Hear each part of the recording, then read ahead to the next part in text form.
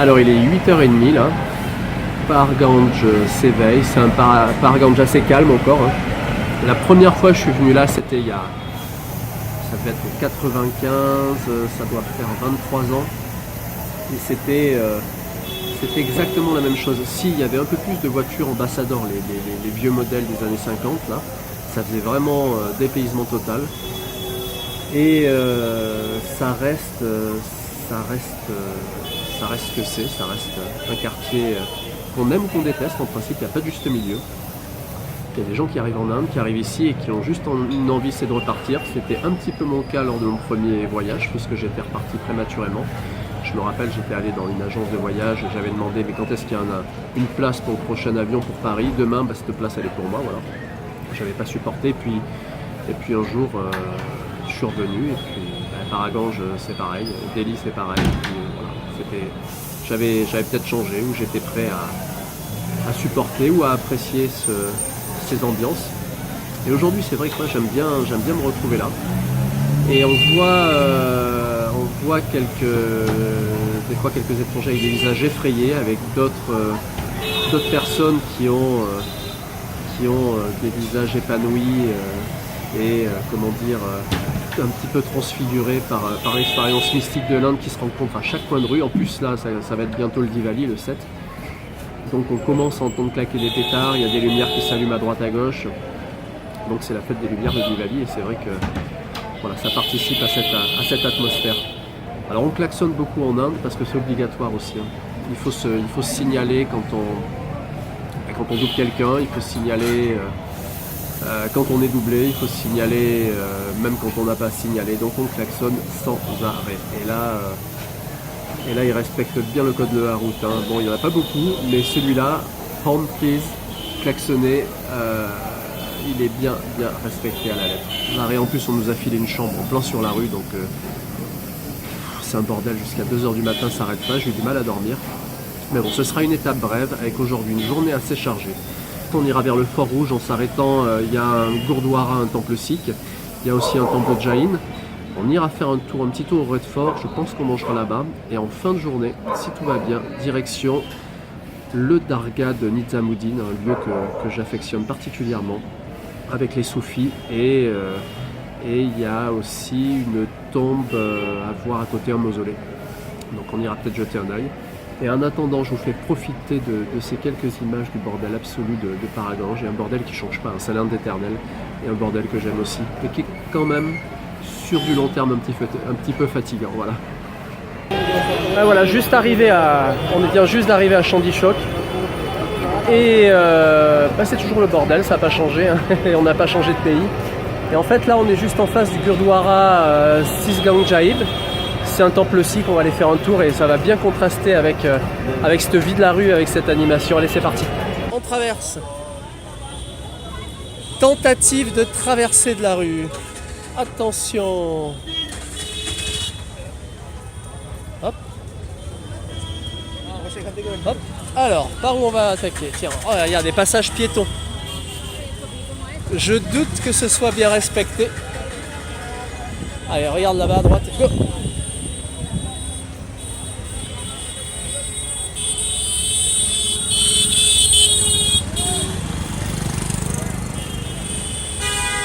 Attends.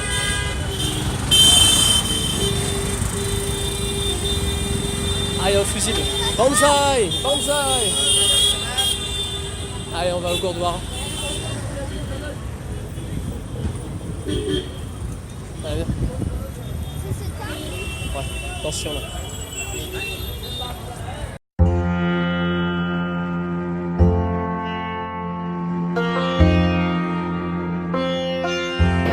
Alors là, on va visiter un temple sikh. Donc à l'entrée, on enlève ses chaussures, on enlève ses chaussettes et on les laisse au vestiaire. C'est bien organisé, on a une petite plaquette. On revient, il y en a des milliers de chaussures et finalement on rentre. Et on met une petite coiffe sur la tête avant de rentrer dans le temple. Voilà.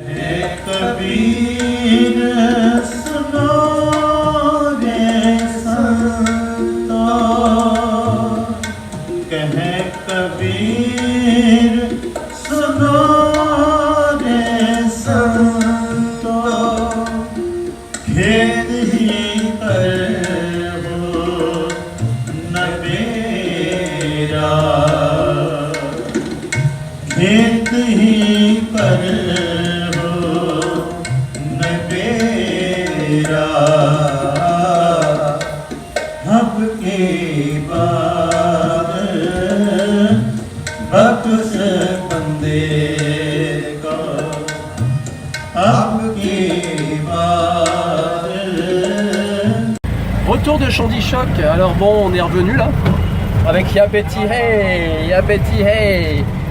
Et en fait, donc je voulais aller à Humayun, puis après au Nizamuddin en bus, mais bon finalement l'heure avance vachement quoi, et on n'a pas beaucoup de temps.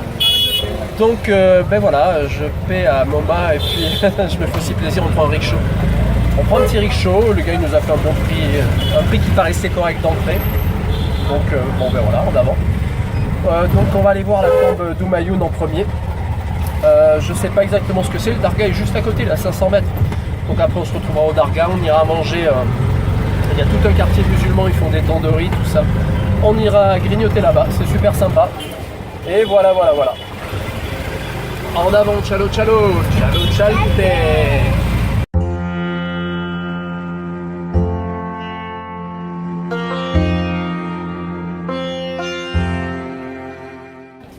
Bon, on vient juste d'arriver à la tombe de Humayun et petite surprise, regardez derrière, là.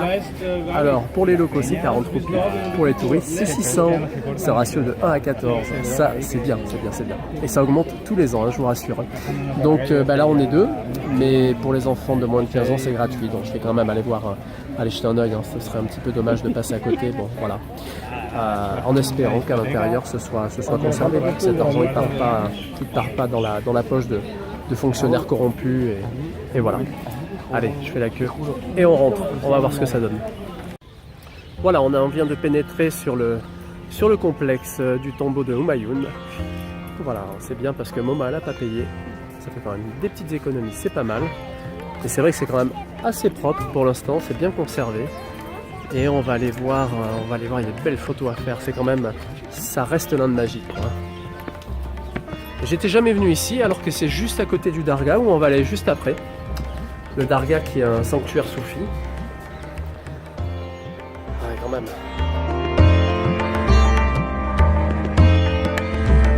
Vraiment une architecture caractéristique, une architecture moghole. Je vous fais profiter de ces images, hein. Allez.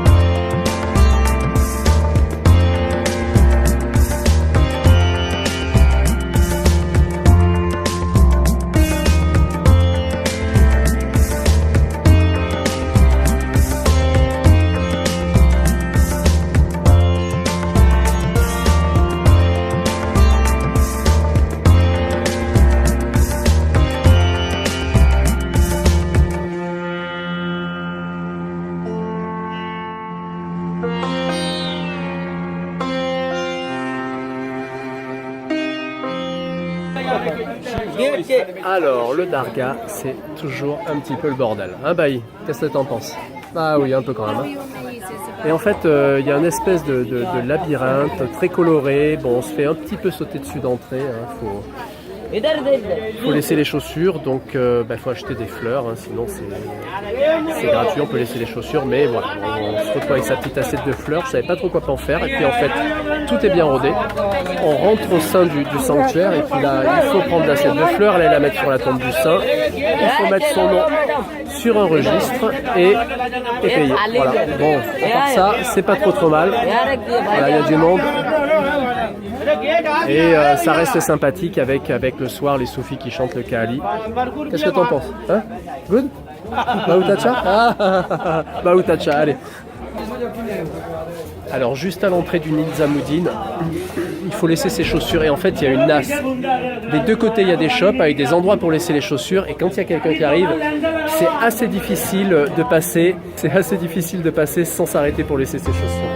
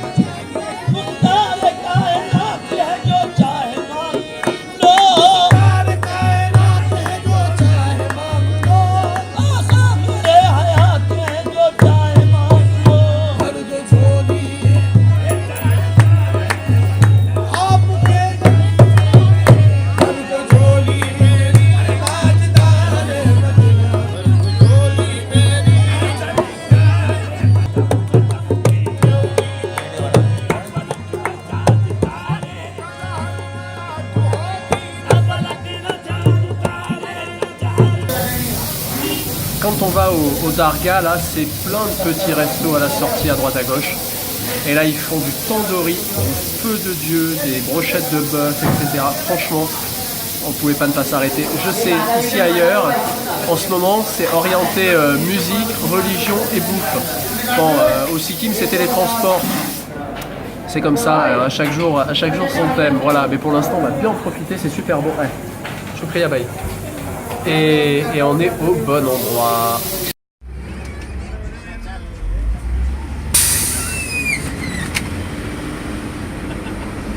Retour à Paharganj. Un retour après avoir visité le Darga et puis avoir assisté à un concert de soufis là. Il y avait du Kaalis, il y avait une bonne ambiance, c'était vraiment une bonne expérience. Aussi une bonne expérience pour Moma. Voilà, donc un retour dans le bruit, dans la cohue, dans le monde. Donc là, retour à l'hôtel, on ressort un petit peu pour prendre un petit lassi. Comme on dit ici, un petit lassi et au lit. Et au lit pour se retrouver demain en pleine forme pour de nouvelles aventures. De nouvelles visites, on va aller au grand temple sikh, celui que je préfère, on va y rester un petit moment. Peut-être dans le vieux Delhi et retour à la maison, retour dans le froid. Voilà, retour en plein hiver dans 24 heures. On va quitter cette ambiance, ce gros bordel finalement qu'on finit par aimer. Hein Moma, non? J'aime pas. Bon, un peu plus de temps je crois quand même. Hein. Que j'aime en Inde, tu sais ce que c'est? Non. C'est tout et rien. Parce qu'il y a des choses bien, il y a des choses pas bien.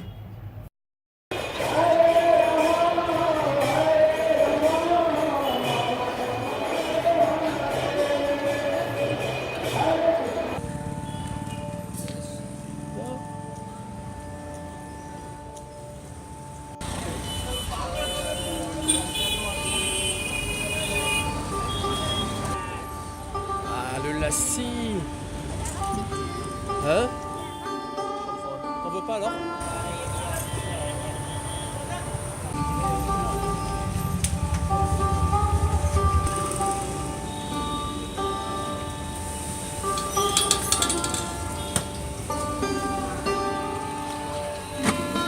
Allez, c'est parti le lassi.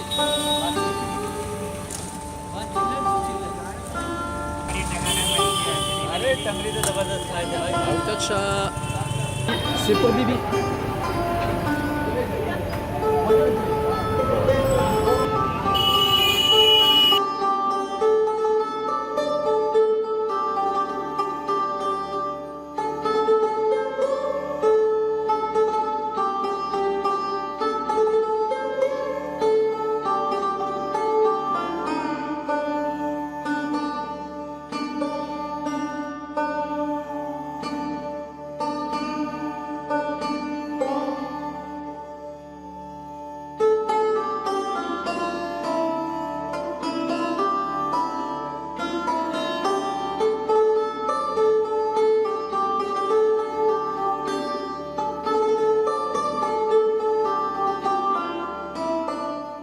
En vrai, j'ai beaucoup aimé l'Inde, mais au début, je détestais un peu, comme vous le voyez sur la vidéo, la première, dans la Jeep.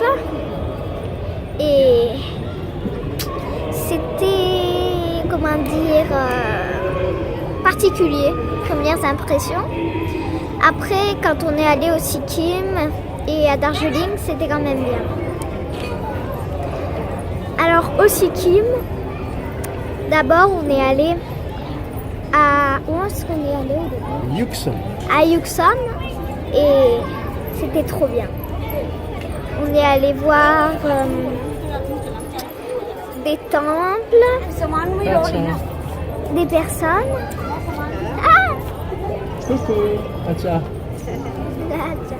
Oui, du coup, à Yuksam, on a fait plein de choses. Aussi, ce que j'ai bien aimé, c'était le restaurant, il était trop bon.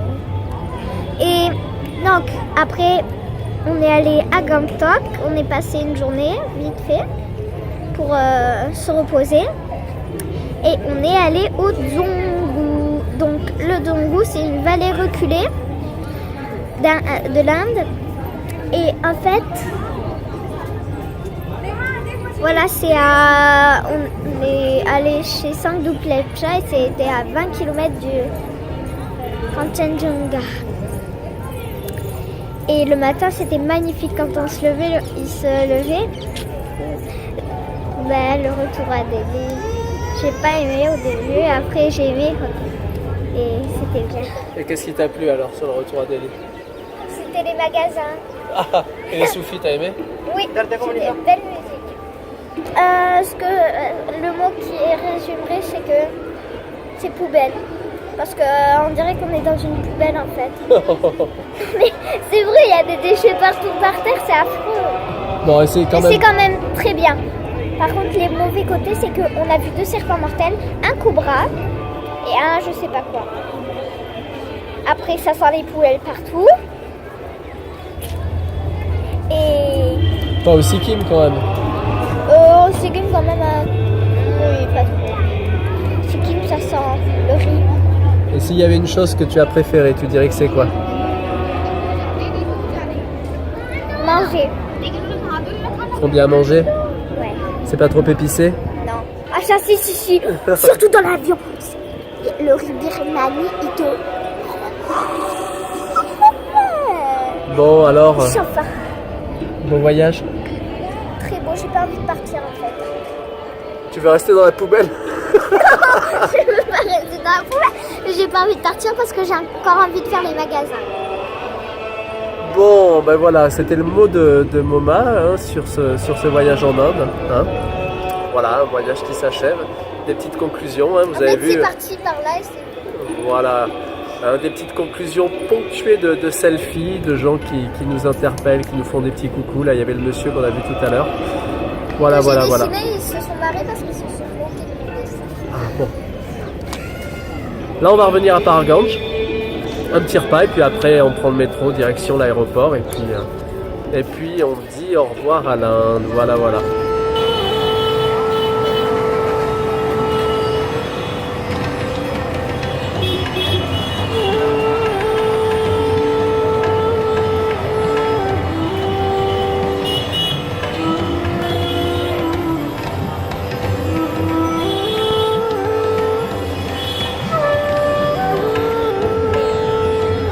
Et voilà, on s'en va. Direction la station de métro. Avec Moma qui est juste là avec son petit sac là. Ça va Moma? Ouais, il fait que 15 kilos. Donc voilà, le départ. À chaque fois que je pars d'ici, que ce soit d'ici ou du Pakistan, ça me fait une petite boule dans la gorge. Le Pakistan, c'est presque une petite larme. Voilà, ben c'est le moment de la petite boule dans la gorge. Où je m'en vais de la poubelle. La poubelle, comme dirait Nangma, ou comme disait tout à l'heure, où on a voyagé 3 semaines. Voilà. J'espère que ça vous a plu. À nous, ça nous a vraiment plu. Très content. Très content de ce voyage. J'ai fait un documentaire sur la poubelle, c'est mon livre en fait. J'adore les poubelles. Ouais, bon. C'est pas une poubelle partout.